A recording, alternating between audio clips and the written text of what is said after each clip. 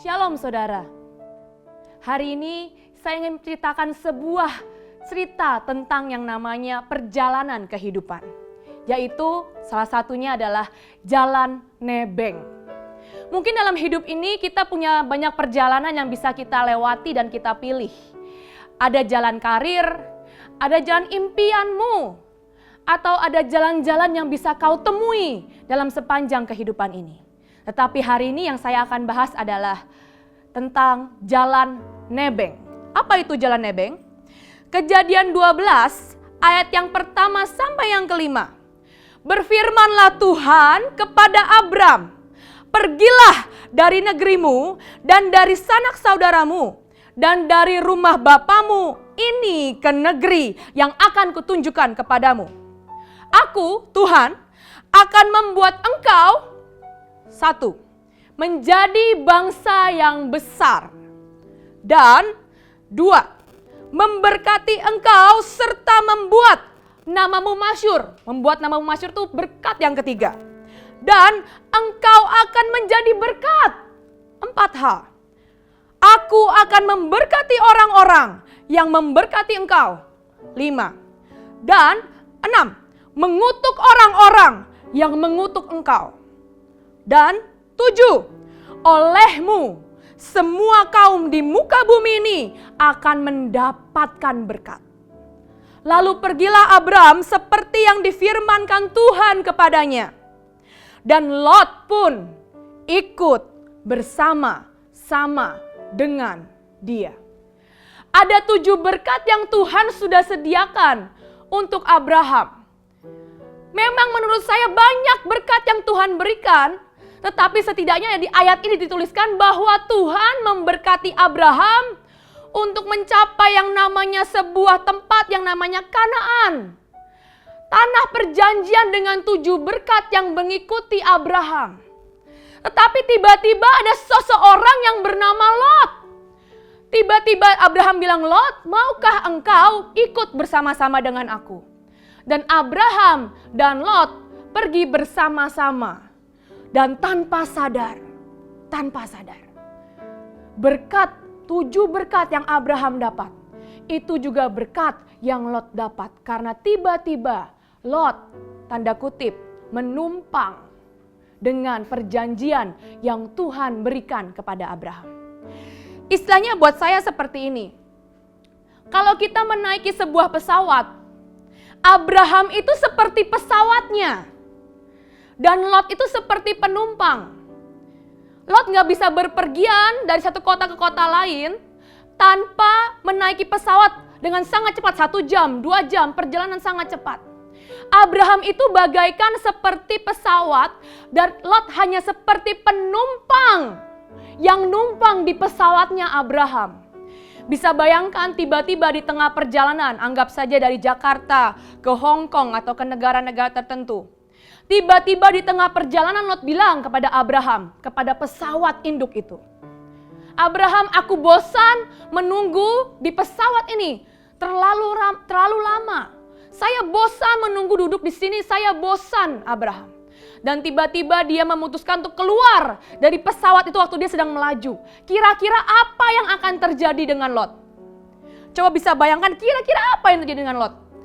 Abraham itu bagaikan sebuah pesawat dan Lot menumpang di sana.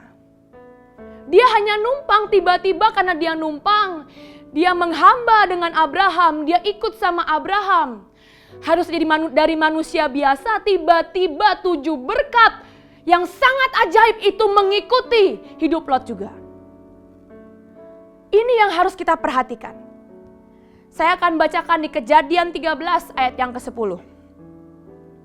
Lalu Lot melayangkan pandangannya dan dilihatnya lah bahwa seluruh lembah Yordan banyak airnya. Seperti taman Tuhan. Ini yang menurut Lot melihat bahwa ini seperti taman Tuhan. Seperti tanah Mesir sampai ke Zoar. Hal itu terjadi sebelum Tuhan memusnahkan Sodom dan Gomora. Hari itu Lot memandang dan coba melihat dari cara pandangnya.